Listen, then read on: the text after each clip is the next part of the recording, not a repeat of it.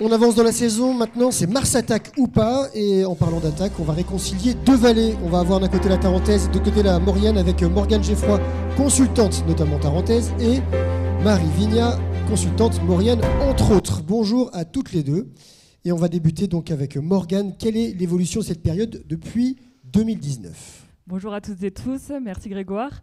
Effectivement, ça va être l'occasion de vérifier ce qui s'est passé, en tout cas au cours de ces 6 dernières années sur l'intervacances de mars, parce qu'on le sait, c'est une période qui suscite de l'inquiétude dans les stations de haute comme de basse et moyenne montagne.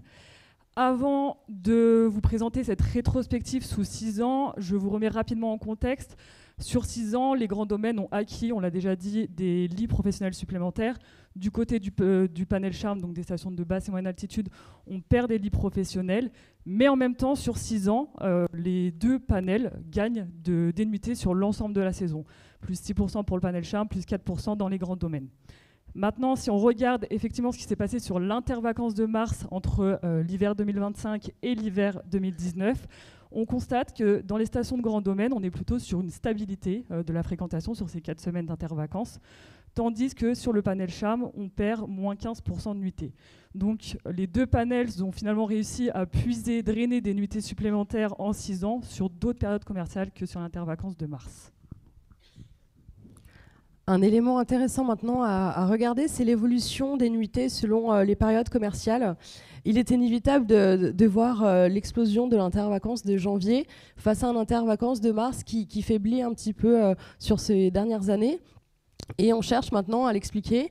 Et bien, il y a plusieurs facteurs. On a d'abord l'inflation et donc la recherche de prix attractifs par nos clientèles qui vont historiquement se rendre sur l'intervacances de janvier plutôt que celui de mars. On a aussi une notion de calendrier scolaire.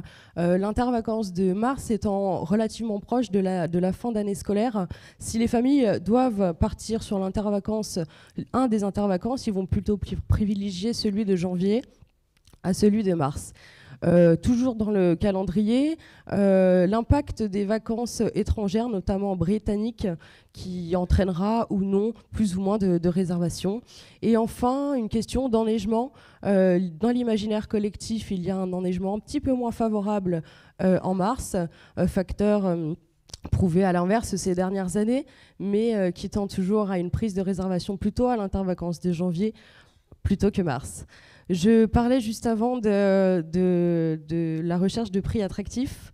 Mais qu'en est-il vraiment de l'évolution des prix sur l'intervacances de mars depuis 2019 ? Eh bien, en moyenne, pour les résidences de tourisme, on observe une inflation de 3% par an depuis 2019. Et pour le secteur hôtelier, on est sur une moyenne de 5 à 10% d'évolution du prix à la hausse. Ce qui est surtout intéressant ici à retenir, c'est que en fait, le mois de mars est la période commerciale dont l'inflation est la plus basse depuis 2019. Et maintenant, un petit mot, il me semble, sur la clientèle étrangère. Oui, pour finir cette rétrospective, on s'est demandé qui venait sur cette intervacances de mars. La réponse, c'est les deux. Puisque au niveau historiquement, dans les stations de basse, moyenne altitude, on a quand même une part de Français plus prégnante, autour de 80% de part de Français sur les lits professionnels, tandis que sur les grands domaines, on était en 2019 plutôt autour de 45% d'étrangers. Et c'est vrai qu'on a vu dans les stations de haute altitude venir de plus en plus les étrangers sur cette période, puisqu'ils ont gagné plus de 5 points en l'espace de 6 ans. Et c'est vrai que Marie l'a déjà dit, mais le calendrier va être vraiment très impactant sur cette période. Et on va le voir dans les prévisions de nuitées ensuite. Ça va être assez déterminant, ces congés, sur la venue de ces clientèles étrangères. Pour finir sur cette partie, encore une fois, les Britanniques, en 2019, ils pesaient 22% des nuitées professionnelles dans les grands domaines. Et en hiver 2025, ils étaient 25%. Donc on a quand même un gain de 3 points de la clientèle britannique en l'espace de 6 ans. On s'intéresse maintenant à 2026, donc. Oui, pour l'hiver 2026, on laisse un petit peu de côté le passé. Effectivement, on a posé la question aux habitués de la montagne, à savoir, est-ce que vous avez déjà réservé un séjour entre le 15 mars et le 1er mai ? Et ils sont tout de même 67% à n'avoir jamais réservé de séjour sur cette période.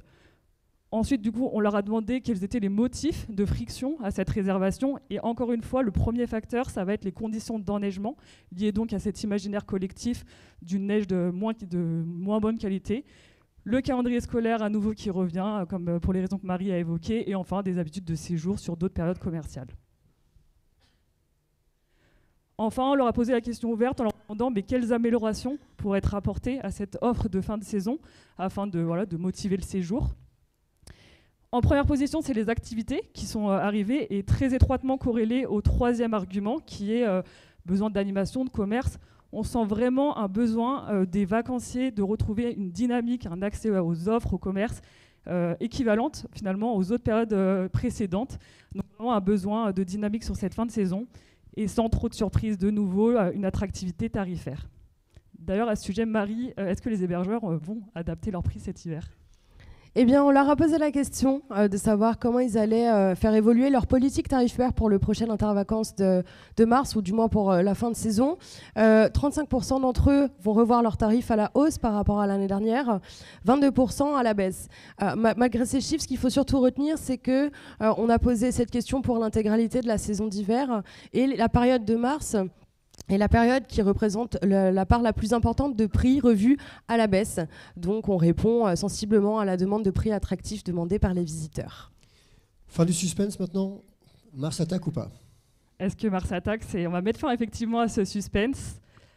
On vous a remis la distinction entre le panel Grand Domaine et le panel Charme, parce qu'encore une fois, on a cette disparité, puisqu'on prévoit plus 4,5% de nuitées sur les 4 semaines dans les grands domaines, contre une légère baisse de moins 0,7% de nuitées sur le panel Charme.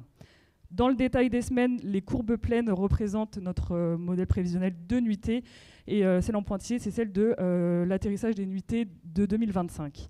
Donc vous le voyez, les 2 premières semaines sont un petit peu plus difficiles. De toute façon, on a l'absence de congés français ou étrangers sur ces semaines. Et on voit vraiment le calendrier de cette année favorable, avec notamment la semaine de congés des Britanniques lors du 28 mars. Et c'est vrai que pour les grands domaines, on voit que même la précédente va réussir à être drainée par plus de clientèle étrangère notamment.